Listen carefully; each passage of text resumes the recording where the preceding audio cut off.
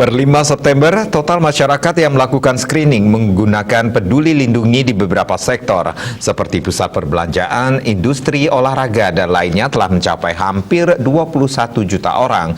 Dari 21 juta orang itu, 761 ribu orang masuk kategori merah, tidak diperkenankan masuk melakukan aktivitas oleh sistem. Terdapat juga 1.603 orang dengan status positif COVID-19 dan kontak erat mencoba melakukan aktivitas di ruang publik.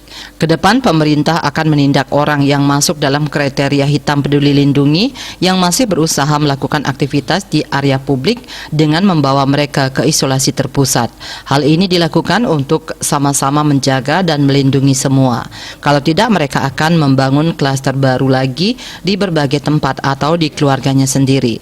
Oleh karena itu, pemerintah mengimbau agar masyarakat beraktivitas di tempat yang sudah menggunakan aplikasi Peduli Lindungi sehingga dapat mengurangi risiko tertular COVID-19. Kedepan pemerintah akan menindak orang yang masuk dalam kriteria hitam Peduli Lindungi yang masih berusaha melakukan aktivitas di area publik dan dengan membawa mereka ke dalam isolasi terpusat. Hal ini dilakukan untuk sama-sama menjaga dan melindungi kita semua.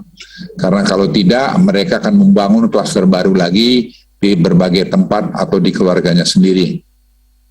Ia kembali mengingatkan meskipun indikator transmisi mengalami perbaikan, namun indikator respon kesehatan pada banyak wilayah kabupaten kota masih belum memenuhi target yang ingin dicapai. Dicontohkan pelacakan kontak erat meski sudah mengalami peningkatan rasio dari 3,37 di awal Agustus menjadi 7,89 per 5 September.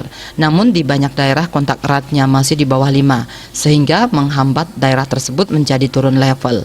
Pihaknya berharap pelacakan kontak erat memiliki rasio rata-rata 10 bisa tercapai dalam 2 hingga 3 minggu ke depan. Dia Dewi, Bali Pos melaporkan.